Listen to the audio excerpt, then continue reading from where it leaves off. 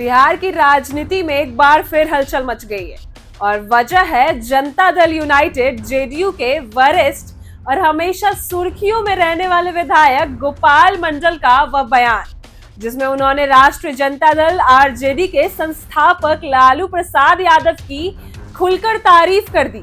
ऐसे समय में जब आरजेडी और जेडीयू के बीच गहरे राजनीतिक मतभेद है, गोपाल मंडल का यह बयान कई सवाल खड़े कर रहा है और संभावित सियासी समीकरणों को भी हवा दे रहा है। दरअसल गोपाल मंडल एक निजी चैनल में कहा कि बिहार में पिछड़े, अति पिछड़े और दलितों को सबसे पहले अगर किसी ने सत्ता की राजनीति में जगह दी, उन्हें आवाज दिया और उन्हें मंच दिया और सम्मान दिया, तो वो कोई और नहीं बल्कि लालू प्रसाद यादव ही थे। उन्होंने कहा कि सच्चाई से कोई इनकार नहीं कर सकता।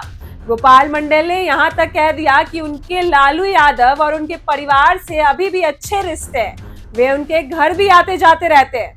इस बयान के बाद राजनीति गर्म हो गई, और क्योंकि गोपाल मंडल खुद मुख्यमंत्री नीतीश कुमार की पार्टी जेडीयू के विधायक है और उनके इस बयान को पार्टी लाइन से हटाकर माना जा रहा है।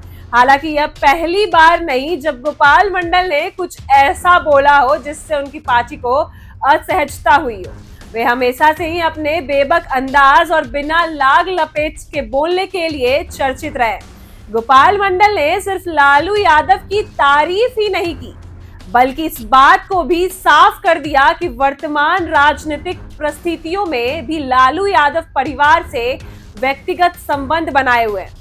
उन्होंने कहा कि हमारे संबंध आज भी उनके साथ है, हम उनके घर भी आते जाते हैं, वो हमारे यहाँ भी आते हैं। राजनीति अपनी जगह है, लेकिन रिश्ते और सम्मान का ये अलग स्तर होता है।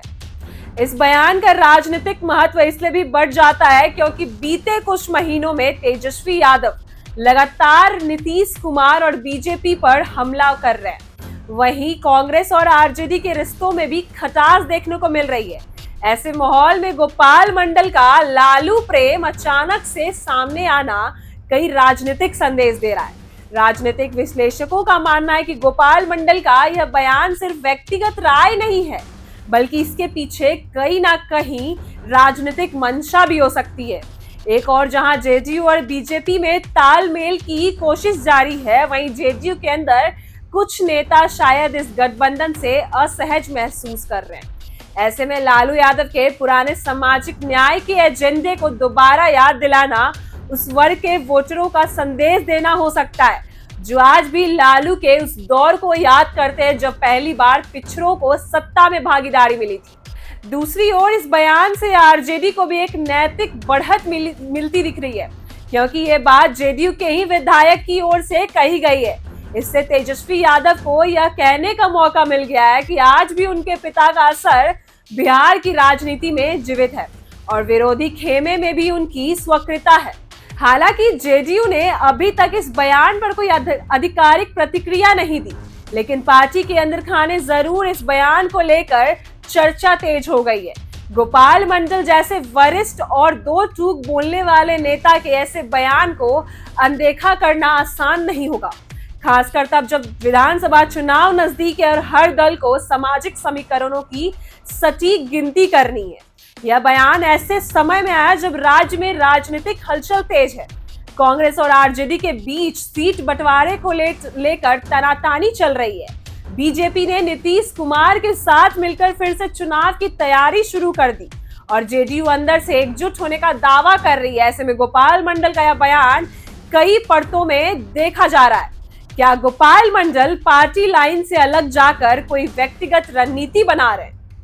क्या उन्हें यह आभास हो गया है कि आने वाले समय में बिहार की राजनीति फिर से सामाजिक न्याय के पुराने एजेंडों की ओर मुड़ सकती है? क्या वे संभावित राजनीतिक पुनर्योजना की ओर इशारा कर रहे हैं? इस सारे सवाल के जवाब अभी भविष्य के गर्भ में छिपे हैं, लेकिन इतना तो तय है कि गोपाल मंडल का यह बयान आने वाले हफ्तों में राजनीतिक चर्चा का केंद्र बना रहेगा। बिहार की राजनीति में जहां जाति, संबंध और व्यक्तिगत समीकरण अहम भूमिका निभाते हैं, वहां इस तरह का बयान कई मोहरे हिला सकता है। सवाल अब सिर्फ इतना रह गया कि क्या यह सिर्फ एक नेता का व्यक्तिगत राय थी या बड़ी सियासी चाल की शुरुआत। ऐसी ही वीडियो के लिए बने रहे हमारे साथ। आप देख रहे हैं इनसाइडर लाइव।